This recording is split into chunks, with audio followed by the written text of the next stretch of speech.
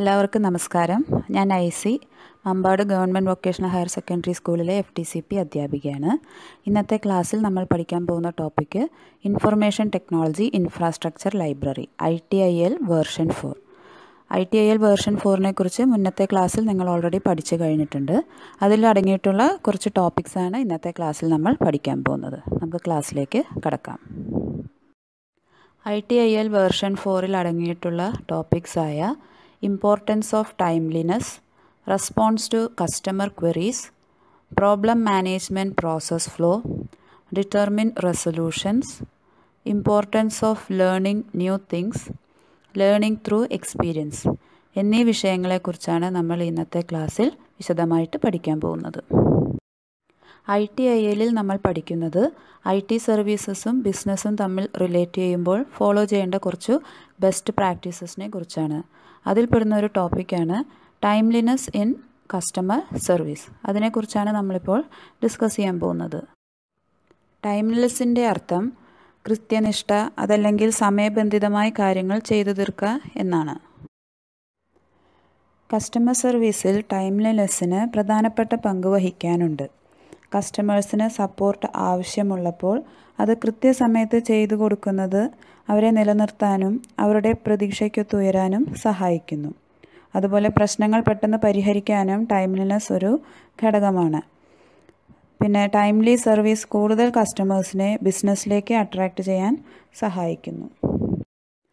അതുപോലെ തന്നെ customer service കാര്യക്ഷമമാക്കാനും sales improve ചെയ്യാനും ഉപഭോക്താക്കളുടെ വിശ്വാസം ആർജിക്കാനും ടൈംലിനെസ് അഥവാ കൃത്യനിഷ്ഠ വളരെ പ്രധാനപ്പെട്ട ഒരു ഘടകമാണ്. കസ്റ്റമേഴ്സിന് അസിസ്റ്റൻസ് ആവശ്യമുള്ളപ്പോൾ അത് കൃത്യനിഷ്ഠയോടെ ചെയ്തു കൊടുത്താൽ കൂടുതൽ കസ്റ്റമേഴ്സിനെ ലഭിക്കാൻ സഹായിക്കുന്നു. സമയബന്ധിതമായി ചെയ്തു കൊടുത്തില്ലെങ്കിൽ കസ്റ്റമേഴ്സിനെ നഷ്ടപ്പെടുവാനും അത് കാരണമാകുന്നു. അതുപോലെ തന്നെ ഉപഭോക്താക്കളെ സംതൃപ്തരാക്കാൻ, അതായത് കസ്റ്റമർ സാറ്റിസ്ഫാക്ഷന് ടൈംലിനെസ് ഒരു പ്രധാനപ്പെട്ട പങ്ക് വഹിക്കുന്നു. അടുത്ത topic methods of responding to customers, അതായത് എങ്ങനെയാണ് നമ്മൾ കസ്റ്റമേഴ്സിനോട് പ്രതികരിക്കേണ്ടത്, കസ്റ്റമേഴ്സുമായി കമ്മ്യൂണിക്കേറ്റ് ചെയ്യുമ്പോൾ എന്തൊക്കെ കാര്യങ്ങളാണ് ശ്രദ്ധിക്കേണ്ടത് എന്ന് നമുക്ക് നോക്കാം. ഫസ്റ്റ് പോയിൻ്റ്, ലിസൺ വെൽ, അതായത് കസ്റ്റമേഴ്സ് പറയുന്നത് ശ്രദ്ധയോടെ കേട്ട് മനസ്സിലാക്കുക. അടുത്തത് ഷോ അണ്ടർസ്റ്റാൻഡിങ്, അവർ പറയുന്നത് മനസ്സിലാവുന്നുണ്ട് എന്ന് അവരെ ബോധ്യപ്പെടുത്തുക. അടുത്തത് ഗെറ്റ് ദ ഫാക്ട്സ്, കസ്റ്റമേഴ്സ് പറയുന്ന കാര്യങ്ങളുടെ യഥാർത്ഥ വസ്തുത നമ്മൾ മനസ്സിലാക്കണം. അടുത്ത പോയിൻ്റ്, ഗിവ് ടൈംലി റെസ്പോൺസ്, കൃത്യസമയത്ത് അല്ലെങ്കിൽ യഥാസമയം മറുപടി നൽകുക. വളരെ വൈകി നമ്മൾ ഒരിക്കലും കസ്റ്റമേഴ്സിന് റിപ്ലൈ കൊടുക്കരുത്, സമയോചിതമായി അവർക്ക് മറുപടി നൽകുക. Next point, communicate your action plan, ഇപ്പോൾ കസ്റ്റമേഴ്സ് എന്തെങ്കിലും പ്രോബ്ലംസ് ആണ് പറയുന്നത് എങ്കിൽ അത് പരിഹരിക്കാൻ വേണ്ടി ചെയ്യാൻ പോകുന്ന കാര്യങ്ങൾ എന്താണെന്നുള്ളത് അവരുമായിട്ടൊന്ന് ഷെയർ ചെയ്യുക. നെക്സ്റ്റ്, ഓഫർ എ സൊല്യൂഷൻ, അതായത് പ്രശ്നത്തിലുള്ള പരിഹാരം കണ്ടുപിടിച്ച് അത് സോൾവ് ചെയ്ത് കൊടുക്കുക. ലാസ്റ്റ്, കളക്ട് ഫീഡ്ബാക്ക്, അതായത് കസ്റ്റമേഴ്സിൽ നിന്നുള്ള പ്രതികരണം അല്ലെങ്കിൽ ഫീഡ്ബാക്ക് നമ്മൾ യഥാസമയം കളക്ട് ചെയ്യുക. ഇത്രയും കാര്യങ്ങളാണ് നമ്മൾ കസ്റ്റമേഴ്സുമായിട്ട് പ്രതികരിക്കുമ്പോൾ ശ്രദ്ധിക്കേണ്ട കുറച്ച് പോയിൻറ്റ്സ്. അടുത്തത് example for timeliness and response to customer service, ഇതിനുള്ള കുറച്ച് ഉദാഹരണങ്ങൾ നമുക്ക് നോക്കാം. ആദ്യത്തേത്, responding to customer emails within 24 hours, customers അയക്കുന്ന മെയിൽ അധികം വൈകാതെ തന്നെ മറുപടി നൽകാൻ ശ്രമിക്കുക. കഴിയുമെങ്കിൽ ഒരു ദിവസത്തിനുള്ളിൽ റിപ്ലൈ അയക്കാനായിട്ട് ശ്രദ്ധിക്കുക. അടുത്തത്, ആൻസറിങ് കസ്റ്റമർ ഫോൺസ് പ്രോംപ്റ്റ്ലി, അതായത് കസ്റ്റമേഴ്സിൽ നിന്ന് വരുന്ന ഫോൺസ് പെട്ടെന്ന് തന്നെ അറ്റൻഡ് ചെയ്യാൻ ശ്രമിക്കുക. Next, notifying customer about unavailability of service at the right time, എന്തെങ്കിലും സർവീസ് ലഭ്യമാകുന്നില്ല എന്നുണ്ടെങ്കിൽ അത് കസ്റ്റമേഴ്സിനെ യഥാസമയം അറിയിക്കുക. അടുത്തത്, ടേക്കിംഗ് ടൈംലി കസ്റ്റമർ ഫീഡ്ബാക്ക്, കസ്റ്റമേഴ്സിൽ നിന്നുള്ള പ്രതികരണം യഥാസമയം കളക്ട് ചെയ്യുക, ആവശ്യമുള്ളപ്പോഴൊക്കെ അവരിൽ നിന്നുള്ള റെസ്പോൺസ് കളക്ട് ചെയ്യുക. ITIL വേർഷൻ 4ലുള്ള അടുത്ത ഒരു പ്രധാനപ്പെട്ട ടോപ്പിക്കാണ് പ്രോബ്ലം മാനേജ്മെൻറ്റ്, അതായത് IT സർവീസസിലൊക്കെ ഉണ്ടാകുന്ന പ്രശ്നങ്ങൾ എങ്ങനെ കൈകാര്യം ചെയ്യാം, അതല്ലെങ്കിൽ എങ്ങനെ നിയന്ത്രണത്തിൽ കൊണ്ടുവരാം, ഇതിനെക്കുറിച്ചൊക്കെ കൃത്യമായിട്ട് ITIL വേർഷൻ 4ൽ പ്രതിപാദിക്കുന്നുണ്ട്. അതെന്തൊക്കെയാണെന്ന് നമുക്ക് നോക്കാം. പ്രോബ്ലം മാനേജ്മെൻറ്റിൽ പലതരത്തിലുള്ള പ്രോബ്ലംസ് എങ്ങനെ മാനേജ് ചെയ്യാമെന്നും ഇൻസിഡൻസ് അല്ലെങ്കിൽ ആകസ്മിക സംഭവങ്ങൾ എങ്ങനെ ഒഴിവാക്കാമെന്നും ഇനി ഒഴിവാക്കാൻ പറ്റാത്ത ഇൻസിഡൻസ് ഉണ്ടാവുകയാണെങ്കിൽ അതിൻ്റെ പ്രത്യാഘാതം എങ്ങനെ കുറയ്ക്കാം, അതായത് minimising the impact of incidence, ഇതൊക്കെയാണ് നമ്മൾ പഠിക്കുന്നത്. ചുരുക്കത്തിൽ IT സർവീസിലുള്ള ഇൻസിഡൻസ് ഐഡൻറ്റിഫൈ ചെയ്യുക, അതിൻ്റെ കാരണങ്ങൾ മാനേജ് ചെയ്യുക എന്നതാണ് പ്രോബ്ലം മാനേജ്മെൻറ്റിൽ ഉള്ളത്. IT ഫീൽഡിൽ ഉണ്ടാകുന്ന ഇൻസിഡൻസിൻ്റെ 1-2 ഉദാഹരണങ്ങൾ നോക്കാം. Software having A bug, software develop ചെയ്യുമ്പോൾ അതിൽ എറേഴ്സ് ഉണ്ടാകുന്നത് അതിനൊരു ഉദാഹരണമാണ്. അതുപോലെ ഡിവൈസ് വിത്ത് കറപ്റ്റഡ് മെമ്മറി, ഏതെങ്കിലും ഡിവൈസിൻ്റെ മെമ്മറി കേടാവുന്നത്, ഇതൊക്കെ ഇൻസിഡൻസിനുള്ള എക്സാമ്പിൾസാണ്. Next is 3 phases in problem management. Problem മാനേജ്മെൻറ്റിലുള്ള 3 ഘട്ടങ്ങൾ, അതായത് first one problem identification, second problem control, third error control. ഓരോ ഫേസും എന്തൊക്കെയാണെന്ന് നമുക്ക് പഠിക്കാം. ആദ്യത്തെ ഫേസ് പ്രോബ്ലം ഐഡൻറ്റിഫിക്കേഷൻ. പ്രശ്നം എന്താണെന്ന് തിരിച്ചറിയുക, അതാണ് പ്രോബ്ലം മാനേജ്മെൻറ്റിൻ്റെ ആദ്യത്തെ ഘട്ടം. യഥാർത്ഥ പ്രശ്നം തിരിച്ചറിയുന്നതിനായി നമുക്ക് സ്വീകരിക്കാവുന്ന മാർഗങ്ങളാണ്: ഒന്ന്, ഡിറ്റക്റ്റിംഗ് റെക്കറിംഗ് ഇഷ്യൂസ്, സ്ഥിരമായി സംഭവിക്കുന്ന പ്രശ്നങ്ങൾ എന്തൊക്കെയാണെന്ന് മുൻകൂട്ടി മനസ്സിലാക്കുക. അടുത്തത്, analysing information received from suppliers and partners, ബിസിനസ്സുമായി ബന്ധപ്പെട്ടിട്ടുള്ള സപ്ലയേഴ്സും പാർട്ട്നേഴ്സിൽ നിന്നും വിവരം ശേഖരിക്കുക. അതുപോലെ തന്നെ analysing information received from internal software developers, test teams and project teams, അതായത് IT ഫീൽഡിൽ വർക്ക് ചെയ്യുന്ന ആൾക്കാരായ സോഫ്റ്റ്വെയർ ഡെവലപ്പേഴ്സ്, ടെസ്റ്റ് ടീമിലുള്ളവർ, അതുപോലെ പ്രൊജക്ട് ടീമിൽ വർക്ക് ചെയ്യുന്നവർ, ഇവരിൽ നിന്നൊക്കെ നമ്മൾ ഇൻഫർമേഷൻ കളക്ട് ചെയ്യുന്നു. ഇതൊക്കെ നമുക്ക് പ്രശ്നം എന്താണെന്ന് അറിയാൻ വേണ്ടി സഹായിക്കുന്നു. Second phase in problem management is problem control, അതായത് പ്രശ്നം നിയന്ത്രിക്കുക എന്നതാണ് രണ്ടാമത്തെ ഘട്ടം. ഈ ഘട്ടത്തിൽ പ്രോബ്ലം നമ്മൾ ഐഡൻറ്റിഫൈ ചെയ്ത സ്ഥിതിക്ക് ഇനി അതിനെക്കുറിച്ച് വിശകലനം ചെയ്യണം, അതായത് എക്സാമിൻ ചെയ്യുക. എന്നിട്ട് അതിൽ നിന്ന് മനസ്സിലാവുന്ന തെറ്റുകളോ അല്ലെങ്കിൽ ന്യൂനതകളൊക്കെ എന്താണെന്ന് കണ്ടുപിടിച്ച് അതൊരു രേഖയാക്കി വെക്കുക. ഈ സ്റ്റെപ്പിൽ നമ്മൾ ചെയ്യേണ്ട മറ്റൊരു കാര്യം, കുറേ പ്രോബ്ലംസ് ഉണ്ടെങ്കിൽ അതിൽ സർവീസിനും അല്ലെങ്കിൽ സർവീസ് മാനേജ്മെൻറ്റിനും കൂടുതൽ റിസ്ക് ഉണ്ടാക്കുന്ന പ്രോബ്ലംസ് എന്താണെന്ന് മനസ്സിലാക്കിയിട്ട് അത് പരിഹരിക്കാനാണ് നമ്മൾ ശ്രദ്ധിക്കേണ്ടത്. ഫോക്കസ് കൊടുക്കേണ്ടത് ഏറ്റവും ഹൈ റിസ്ക് ആയിട്ട് വരുന്ന പ്രോബ്ലത്തിനാണ്. അതുപോലെ തന്നെ ചില പ്രോബ്ലത്തിന് നമുക്ക് പെട്ടെന്ന് തന്നെ ഒരു സൊല്യൂഷൻ കണ്ടുപിടിക്കാൻ ചിലപ്പോൾ സാധിക്കില്ല. അങ്ങനെയുള്ളപ്പോൾ നമ്മൾ ഒരു വർക്ക് അറൗണ്ടാണ് തൽക്കാലം ഉണ്ടാക്കേണ്ടത്. വർക്ക് അറൗണ്ട് കൊണ്ട് ഉദ്ദേശിക്കുന്നത് ഫുള്ളായിട്ടുള്ള ഒരു സൊല്യൂഷൻ ഉണ്ടാക്കിയെടുക്കാൻ പറ്റാത്തൊരു പ്രോബ്ലം ആണെങ്കിൽ താൽക്കാലികമായിട്ടോ അല്ലെങ്കിൽ ഭാഗികമായിട്ടുള്ള ഒരു സൊല്യൂഷൻ കണ്ടുപിടിക്കുക. അപ്പോൾ ആ സൊല്യൂഷൻ കാരണം ഈ പ്രോബ്ലത്തിൻ്റെ ഇമ്പാക്റ്റ് അല്ലെങ്കിൽ അതിൻ്റെ ആഘാതം നമുക്ക് കുറയ്ക്കാൻ സാധിക്കും. അതിനെയാണ് നമ്മൾ വർക്ക് അറൗണ്ട് എന്ന് ഉദ്ദേശിക്കുന്നത്. അപ്പോൾ ഫുള്ളായിട്ടൊരു സൊല്യൂഷൻ കിട്ടാത്ത പ്രശ്നമാണെങ്കിൽ തൽക്കാലത്തേക്കൊരു വർക്ക് അറൗണ്ട് എങ്കിലും നമ്മൾ കണ്ടുപിടിച്ച് അത് ഡോക്യുമെൻ്റ് ചെയ്യുക, അത് നമ്മളൊരു രേഖയാക്കി വയ്ക്കുക. അപ്പോൾ ഭാവിയിൽ ഇതുപോലെയുള്ള പ്രശ്നങ്ങളുണ്ടാകുമ്പോൾ നമുക്ക് ആ വർക്ക് അറൗണ്ട് ഒരു സഹായമായിരിക്കും. പ്രോബ്ലം മാനേജ്മെൻറ്റിൻ്റെ മൂന്നാമത്തെ ഫേസാണ് എറർ കൺട്രോൾ. ഈ ഘട്ടത്തിൽ നോൺ എറേഴ്സ്, അറിയാവുന്ന എറേഴ്സിനെ മാനേജ് ചെയ്യുക, അതാണ് എറർ കൺട്രോൾ ആക്ടിവിറ്റീസിൽ ചെയ്യുന്നത്. ഇനി നോൺ എറർ എന്ന് പറഞ്ഞാൽ എന്താണെന്ന് നോക്കാം. ഒരു പ്രോബ്ലത്തിനെ കൃത്യമായി വിശകലനം ചെയ്തതിന് ശേഷം അതിനൊരു പെർമനൻറ്റ് സൊല്യൂഷൻ അല്ലെങ്കിൽ വർക്ക് അറൗണ്ട്, ഒരു താൽക്കാലികമായിട്ടുള്ളൊരു സൊല്യൂഷൻ കണ്ടുപിടിച്ചിട്ടുണ്ടെങ്കിൽ അതിനെയാണ് നമ്മൾ നോൺ എറർ എന്ന് പറയുന്നത്. അത് മാനേജ് ചെയ്യുന്നതാണ് എറർ കൺട്രോൾ ആക്ടിവിറ്റിയിൽ പ്രധാനമായിട്ടും ചെയ്യുന്നത്. അതുപോലെ തന്നെ ഈ സ്റ്റെപ്പിലാണ് നമ്മൾ പെർമനൻറ്റ് സൊല്യൂഷൻസൊക്കെ കണ്ടുപിടിക്കുക. അതുപോലെ റെഗുലറായിട്ട് നമ്മൾ നോൺ എറേഴ്സിൻ്റെ സ്റ്റാറ്റസ് പുനഃപരിശോധിക്കുകയും എന്തെങ്കിലും വ്യത്യാസങ്ങൾ വരുത്തണം എന്നുണ്ടെങ്കിൽ അത് അപ്ഡേറ്റ് ചെയ്യുകയും ചെയ്യും. ഇനി നമുക്ക് പ്രോബ്ലം മാനേജ്മെൻറ്റ് പ്രോസസ് ഫ്ലോ ഡയഗ്രാമിനെ കുറിച്ച് പഠിക്കാം. പ്രോസസ് ഫ്ലോയിലെ ഫസ്റ്റ് ഫേസാണ് പ്രോബ്ലം ഡിറ്റക്ഷൻ, അതായത് പ്രോബ്ലം നമ്മൾ എന്താണെന്ന് തിരിച്ചറിയുന്നു, ഐഡൻറ്റിഫൈ ചെയ്യുന്നു. ഓക്കെ.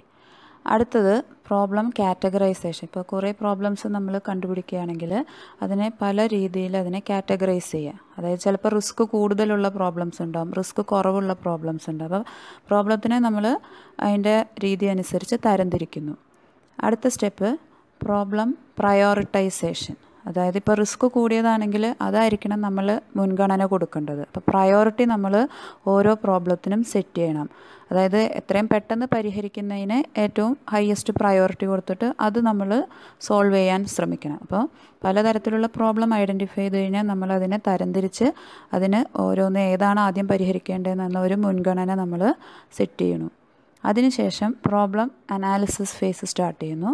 ഇതിൽ നമ്മൾ കൃത്യമായിട്ട് വിശകലനം ചെയ്യുക, കളക്ട് ചെയ്യാവുന്ന ഡേറ്റ എല്ലാം കളക്ട് ചെയ്യുക, എന്നിട്ട് പ്രോബ്ലം സോൾവ് ചെയ്യാൻ വേണ്ടി വരുന്ന എല്ലാ കാര്യങ്ങളും മനസ്സിലാക്കി ഒരു സൊല്യൂഷനിലേക്ക് എത്താൻ വേണ്ട കാര്യങ്ങളെല്ലാം ഈ ഫേസിൽ നമ്മൾ ചെയ്യണം.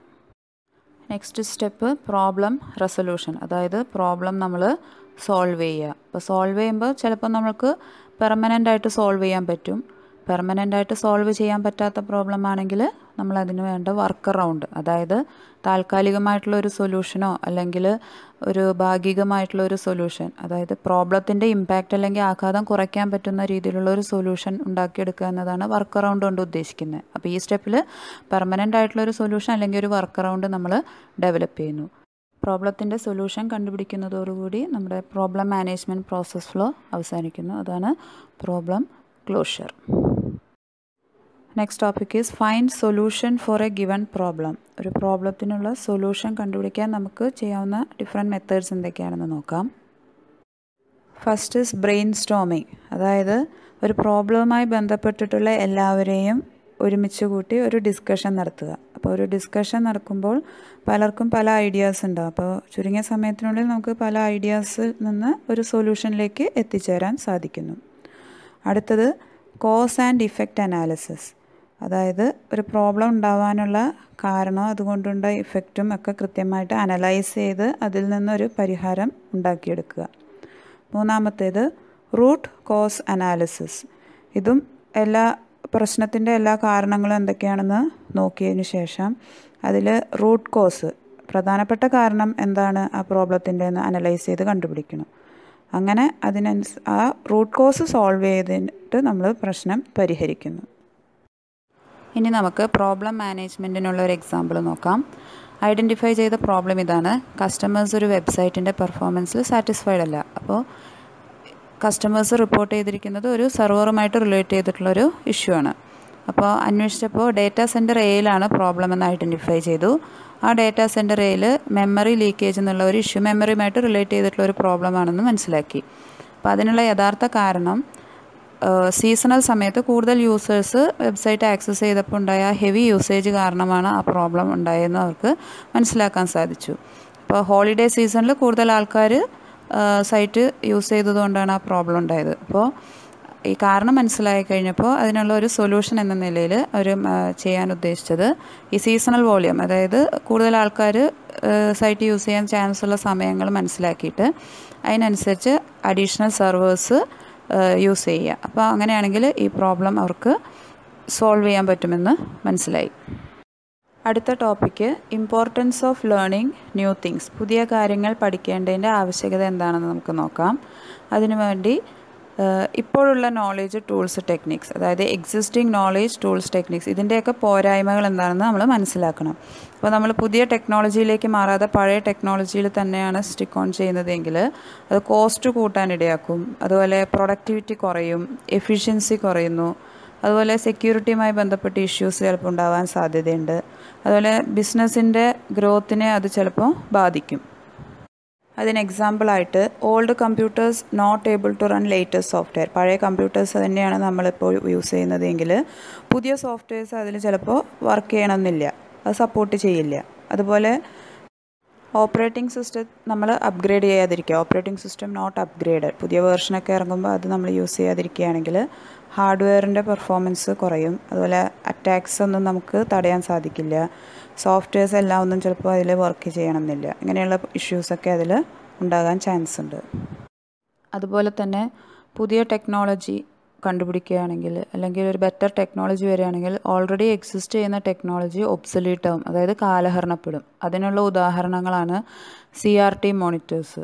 പണ്ട് നമ്മുടെ ടിവിയും അതുപോലെ കമ്പ്യൂട്ടറിൻ്റെ സ്ക്രീനൊക്കെ CRT മോണിറ്റേഴ്സാണ് യൂസ് ചെയ്തത്. ഇപ്പോൾ LCD LED ടെക്നോളജിയാണ് യൂസ് ചെയ്യുന്നത്. അതുപോലെ typewriters, floppy disk, cassette tape, ഇതൊക്കെ കാലഹരണപ്പെട്ട ടെക്നോളജിയാണ്. അപ്പോൾ നമ്മൾ എപ്പോഴും പുതിയ ടെക്നോളജിയിലേക്ക് മാറേണ്ട ആവശ്യമുണ്ട്. Next topic demand for new technology, പുതിയ ടെക്നോളജിയുടെ ആവശ്യകത. എമർജിങ് ടെക്നോളജി എന്ന് പറഞ്ഞാൽ പുതിയത് അല്ലെങ്കിൽ ഇപ്പോൾ ഡെവലപ്പ് ചെയ്തുകൊണ്ടിരിക്കുന്ന ഒരു ടെക്നോളജി. അത് സക്സസ്ഫുൾ ആവുകയാണെങ്കിൽ ഇപ്പോൾ നമ്മൾ പോപ്പുലറായിട്ട് യൂസ് ചെയ്യുന്ന ടെക്നോളജീനെ അത് ഒബ്സൊലീറ്റ് ആക്കുന്നു. അതിനെയാണ് നമ്മൾ എമർജിങ് ടെക്നോളജി എന്ന് പറയുന്നത്. അതുകൊണ്ടുള്ള അഡ്വാൻറ്റേജസ് എന്തൊക്കെയാണെന്ന് നോക്കാം. ടെക്നോളജിക്കൽ അഡ്വാൻസ്മെൻറ്റ് കോസ്റ്റ് കുറയ്ക്കാനായിട്ട് സഹായിക്കുന്നു. അതുപോലെ കൂടുതൽ ക്വാണ്ടിറ്റിയിൽ നമ്മൾ ഉദ്ദേശിച്ച പ്രൈസിൽ ഗുഡ്സ് പ്രൊഡ്യൂസ് ചെയ്യാൻ സഹായിക്കുന്നു. അതുപോലെ ലേബർ മോർ പ്രൊഡക്റ്റീവ് ആകുന്നു. അതുപോലെ തന്നെ പുതിയ ടെക്നോളജി വരുമ്പോൾ പ്രൊഡക്ഷൻ്റെ റേറ്റ്, ബിസിനസ്സിൻ്റെ സ്പീഡ് ഇതൊക്കെ വർദ്ധിക്കുന്നു. അതുപോലെ തന്നെ പുതിയ ടെക്നോളജി കാരണം കൂടുതൽ പുതിയ കസ്റ്റമർ സർവീസ് പൊസിഷൻസ്, ജോബ് ഓപ്പർച്യൂണിറ്റീസൊക്കെ ക്രിയേറ്റ് ചെയ്യുന്നു. ഇനി ലേറ്റസ്റ്റ് ടെക്നോളജീസിന് ഉള്ള കുറച്ച് എക്സാമ്പിൾസാണ് 5G, artificial intelligence, internet of things, IoT, അതുപോലെ ഓട്ടോണോമസ് ഡ്രൈവിംഗ്. ഇനി നമുക്ക് ലേണിംഗ് ത്രൂ എക്സ്പീരിയൻസ് എന്ന ടോപ്പിക്കിലേക്ക് കടക്കാം. Learning through experience is learning through doing. അതായത് നമ്മൾ എന്തെങ്കിലും പ്രവൃത്തി ചെയ്യുന്നതിലൂടെ നേടുന്ന അറിവ്, അതായത് അനുഭവങ്ങളിലൂടെ നേടുന്ന അറിവ്, അതിനെയാണ് ലേണിംഗ് ത്രൂ എക്സ്പീരിയൻസ് എന്ന് പറയുന്നത്. ഇവിടെ നമുക്ക് ലഭിക്കുന്ന എക്സ്പീരിയൻസ് ആണ് അറിവായി മാറുന്നത്. അത് നമ്മുടെ അറിവ് വർദ്ധിക്കുവാനും ഉപകരിക്കുന്നു. പ്രാക്ടിക്കലായി കാര്യങ്ങൾ ചെയ്യുന്നതിലൂടെ സ്കിൽ ഡെവലപ്മെൻറ്റ് ഉണ്ടാകുന്നു. അതുപോലെ ലേണിംഗ് കുറെ കൂടെ മീനിങ് ഫുള്ളും പ്രസക്തവും ആകുന്നു. ഇനി ലേണിംഗ് ത്രൂ എക്സ്പീരിയൻസിനുള്ള ഉദാഹരണം നോക്കാം. സ്റ്റുഡൻസ് ക്ലാസ് റൂമിൽ തിയറി പഠിക്കുന്നു. അത് റിയൽ വേൾഡ് സിറ്റുവേഷനുമായിട്ട് റിലേറ്റ് ചെയ്യണമെന്നുണ്ടെങ്കിൽ അവർ കുറെ കൂടെ പ്രാക്ടിക്കലായിട്ട് കാര്യങ്ങൾ ചെയ്യണം. അതിന് ഉദാഹരണങ്ങളാണ് ഫീൽഡ് സ്റ്റഡി, അതുപോലെ role play, internship, group project, on the job training. ഇതൊക്കെ ചെയ്യുന്നതിലൂടെ അവർ ക്ലാസ് റൂമിൽ പഠിച്ച ആ കാര്യങ്ങൾ നേരിട്ട് കണ്ട് മനസ്സിലാക്കി അറിവ് ആർജിക്കുന്നു. അതിലൂടെ അവരുടെ സ്കില്ലും വർദ്ധിക്കുന്നു. ഇനി നമുക്ക് implementation of newly learned knowledge എന്താണെന്ന് മനസ്സിലാക്കാം.